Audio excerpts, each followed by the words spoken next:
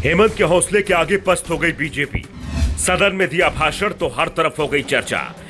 BJP और सुधीर चौधरी की लगाई जमकर क्लास। राहुल गांधी ने की हेमंत की पत्नी से मुलाकात। दरअसल हेमंत सोरेन को जब गिरफ्तार किया गया तो चारों तरफ ये चर्चा होने लगी कि आखिरकार एक चुने हुए मुख्यमंत्री को इस तरीके से कैसे गिरफ्तार किया जा सकता है। लेकिन उसके बाद जब विधानसभा में पहुंचे हेमंत सोरेन तो उन्होंने बोलना शुरू किया।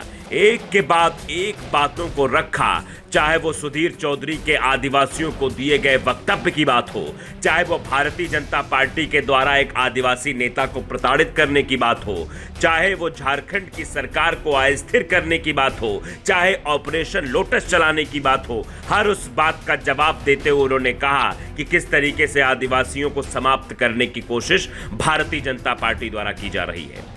दरअसल भारतीय जनता पार्टी की कोशिश थी कि ऑपरेशन लोटस झारखंड में भी चले, लेकिन झारखंड में जिस तरीके से इंडिया गठबंधन एकजुट हुआ और उसके बाद फटाफट सारी कार्रवाई हुई, अंततः सरकार इंडिया गठबंधन की ही बनी। आप समझिए, चंपई सोरेन का पहले विश्वास मत पर भाषण होता है, वो भी 25 मिनट का।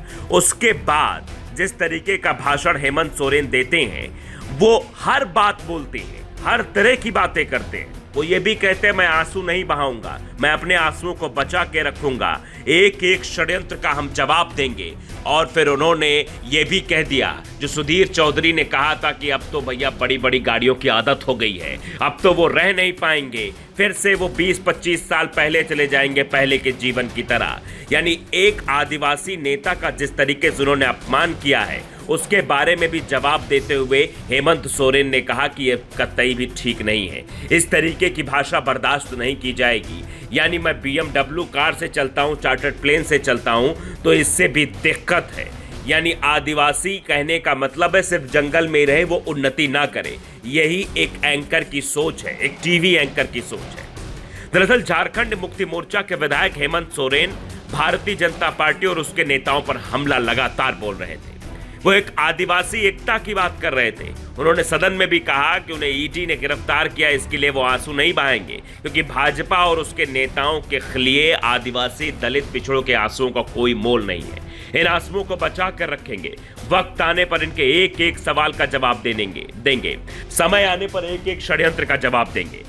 जिस तरीके की बात हेमंत सोरेन कर रहे थे, उससे लग रहा था कि हेमंत सोरेन सिर्फ झारखंड के नेता नहीं है, हेमंत सोरेन पूरे देश के नेता हो गए हैं। और जिस तरीके से हेमंत सोरेन के भाषणों की चर्चा हो रही है, उससे वो अब भारतीय जनता पार्टी के लिए एक बड़ी मुसीबत भी बनकर सामने आ गए हैं। जिस तरीके से आदिवासियों के हक की आवाज लिए भारत जोड़ो न्याय यात्रा राहुल गांधी निकाल रहे हैं, वैसे ही हेमंत सोरेन का एक्टिव हो जाना झारखंड ही नहीं बल्कि पूरे देश के लिए एक ऐसा लीडर मिल जाना जिसके सामने भारतीय जनता पार्टी के नेताओं के भी पसीने छूटने वाले हैं। हेमंत सोरेन ने आगे भी कहा कि उन्हें हमारी हर बात से तकलीफ है। हमने अलग झारखंड राज्य की मांग की तो उन्होंने हमारी हंसी उड़ाई। हम सत्ता में आए तो कहने लगे कि आदिवासी क्या सरकार चलाएगा, कुछ दिन में सरकार गिर जाएगी। हेमंत सोरेन ने कहा मैं हवाई जहाज में चलता था तो इनको तकलीफ थी, 5 स्टार होटल में रुकता था तो तकलीफ थी, BMW कार में घूमता था तो इसमें भी इनको तकलीफ होती थी, इनको हर बात से तकलीफ है।